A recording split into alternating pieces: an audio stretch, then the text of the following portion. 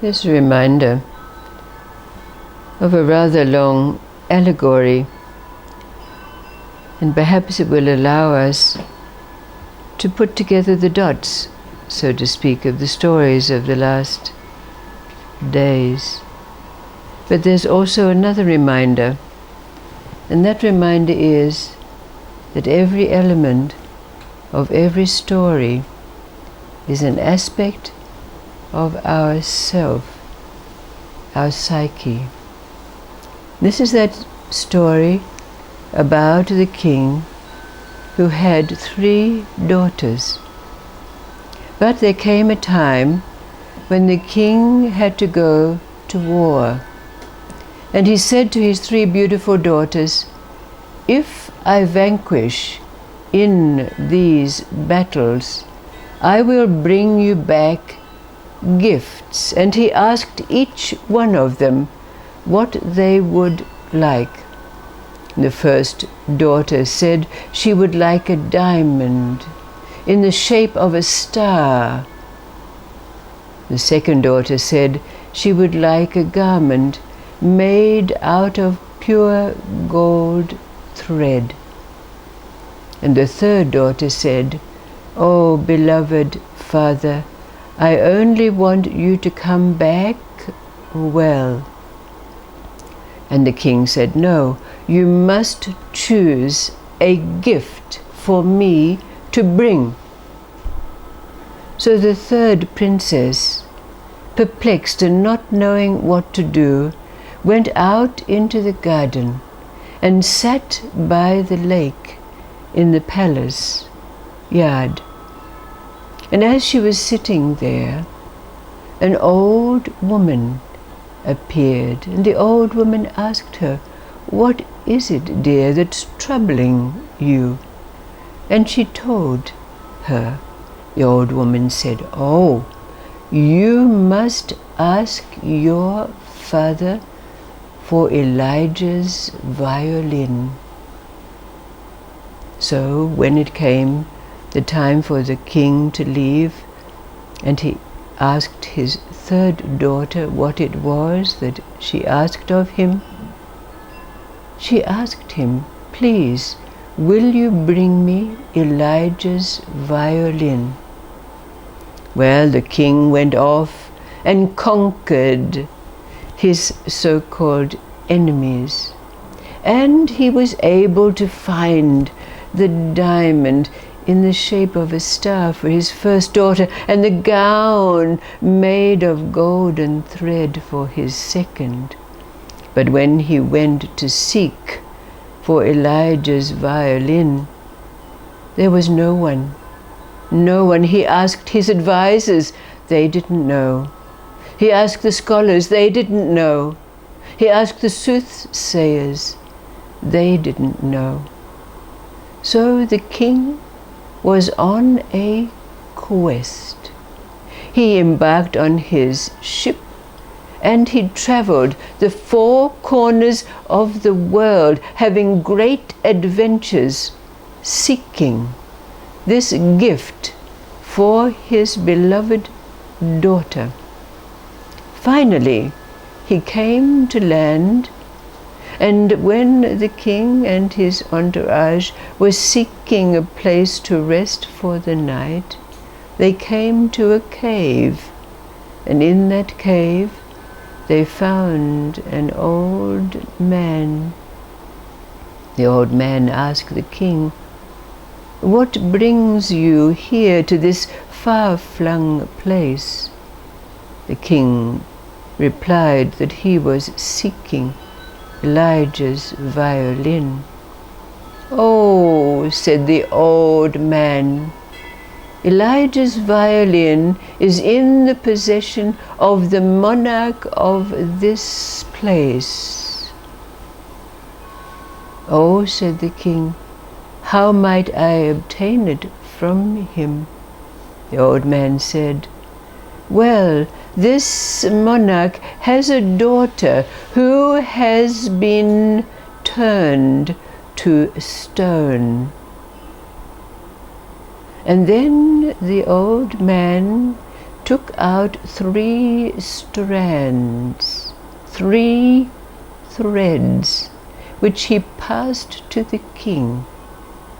And he said, "These 3 threads are from Elijah's violin.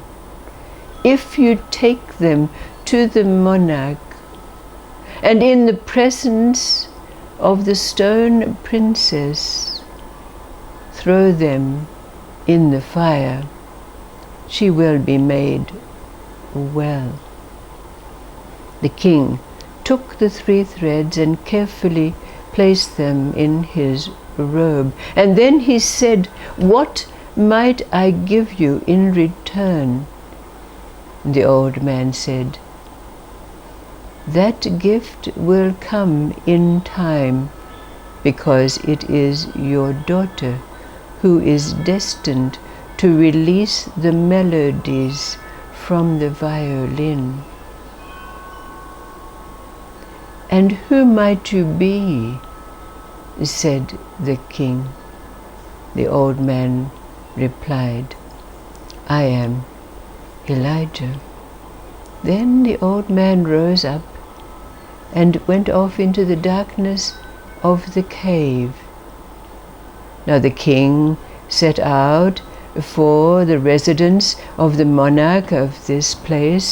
And when he came to the palace gates, he said to his advisors, his counselors, his soldiers, "I must go on alone. Wait for me here." So the king entered the palace and came into the presence of the monarch and said, "I have the cure for your daughter." The monarch said, "I will be glad, overjoyed, if you can cure my daughter, but know that if you cannot do so, like others who have come before you, you will lose your head." Now when the king was brought into the presence of the princess, she lay on her bed, looking like an alabaster stone. And even though there was a fire in the grate, the room was chilled and cold. But to the great surprise of the king, when he stood by the princess's bedside, she began to speak. And the king asked her, "What has brought you to this state?" And the princess replied, "One day I was walking in the palace, and I came to a stairway that I had not seen before. And when I walked up the stairs, there in front of me was a mirror in a golden frame. And when I looked in the mirror, the image in the mirror came out and forced me to take its place. Since then, I have been unable to move, although I am able to speak. But it is said that there is someone who looks like me that wanders around but disappears when anyone approaches her." Now the king remembered the threads in his pocket and took them out, and as he was instructed, he threw them into the fire, where they burned readily. And suddenly, not only was the princess restored to her normal state, but the room became warm. There was no more chill in the air. Of course, the monarch was greatly overjoyed to have his daughter back. But the king somehow, knowledgeably, intuitively, said to the princess, "Now you must go back up the stairs blindfold yourself in front of the mirror and shatter the mirror with a stone, so never again can this occur for you." The princess did so. The monarch asked the king, "What may I give you?" And the king asked, could he have Elijah's violin? The monarch readily agreed, and so with the 3 gifts for his daughters, the king embarked on his ship. And strange though it be, though he'd travelled the 4 corners of the world, it took him merely 7 days and 7 nights to return to his home city. When he arrived there, his 2 daughters very quickly took the gifts he had bought and went off. But the 3rd daughter hugged her father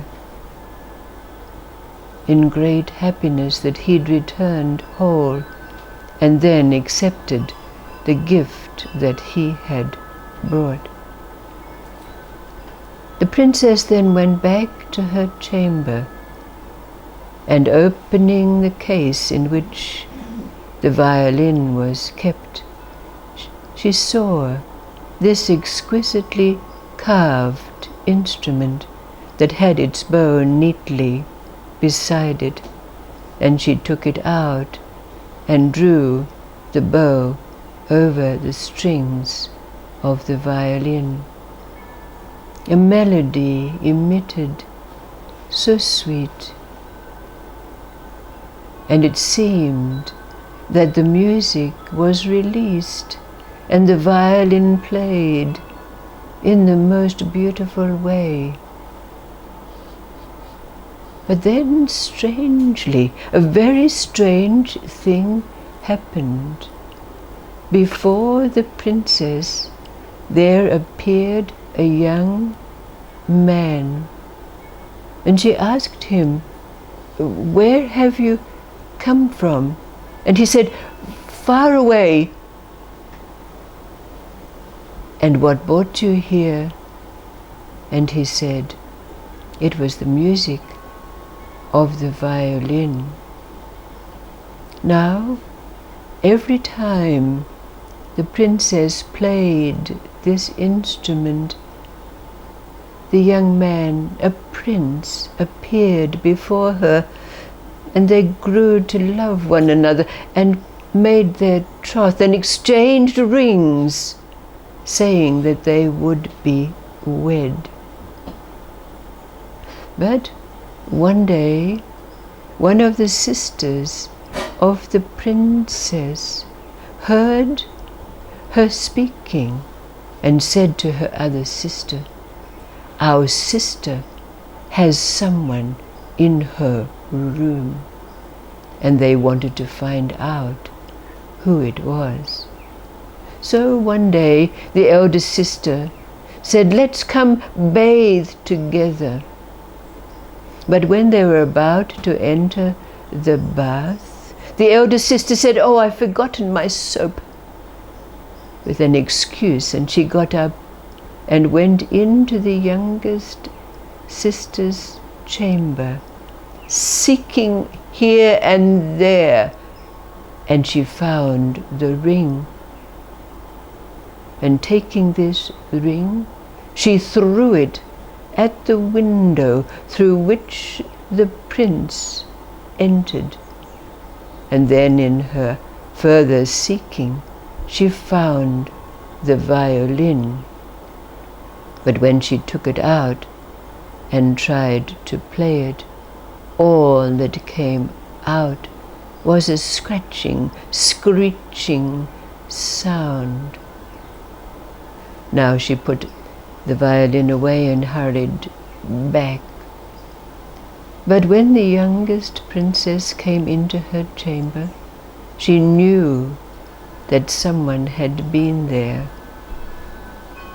And she took out the violin and when she played, nothing had happened.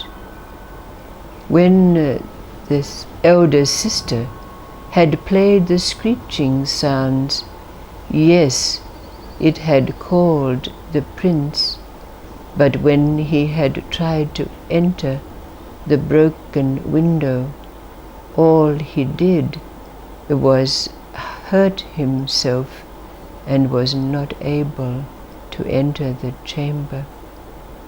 When the youngest princess played the instrument, no prince came. She was saddened. She went out into the garden and sat by the lake once again. And again the old woman came. "What is it that makes you weep?" And the princess related the story. "Ah," said the old woman, "you must save the prince. You must go to your chamber, call a physician, and have him tell everyone that they cannot enter your room because you are too ill. And then you must take 3 threads, 3 strings from the violin and find the prince.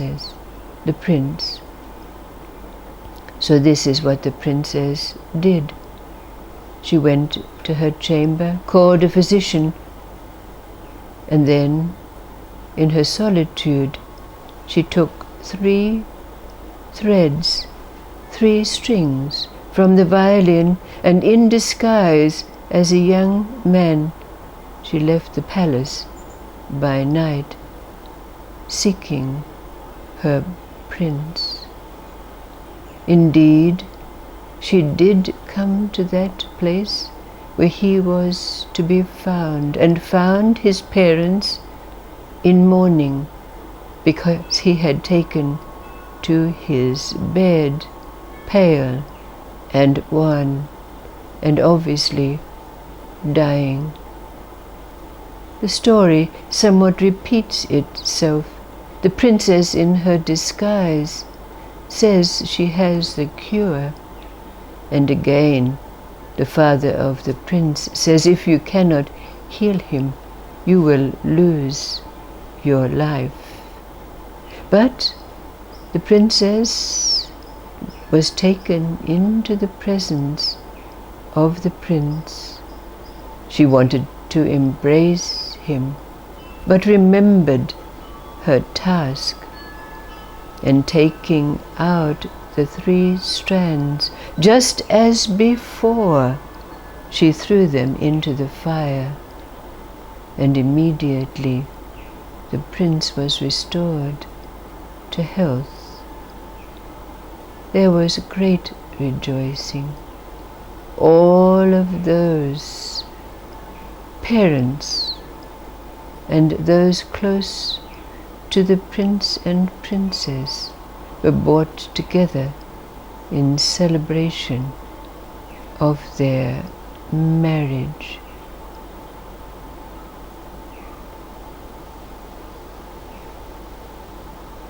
For those who have heard the stories that have been told before, perhaps there's a possibility that we can put them together to answer the question that was asked over these last days. What is a talisman? So the question is now asked of you. What is it that Elijah's violin represents for us? Could it be that talisman? And if so, when we recognize what Elijah's violin represents, then we can perhaps get a gleaning of what a talisman is for us. And we can respond to the question, what is your talisman?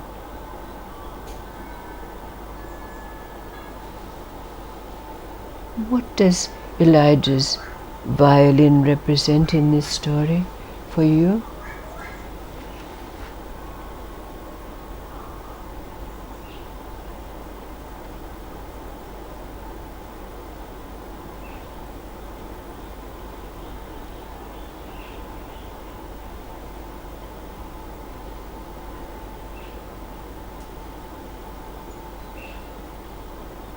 All elements, the kings, the princesses, the old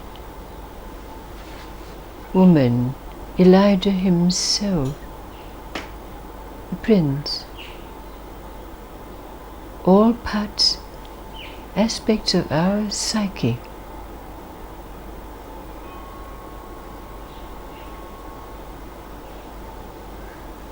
What does Elijah's violin represent to those aspects?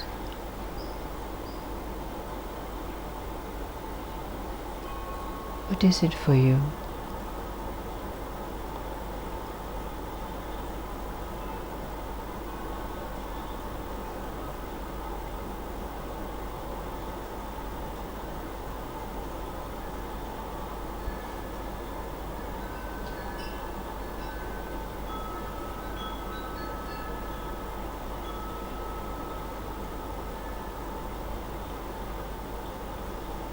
Thank you, thank you.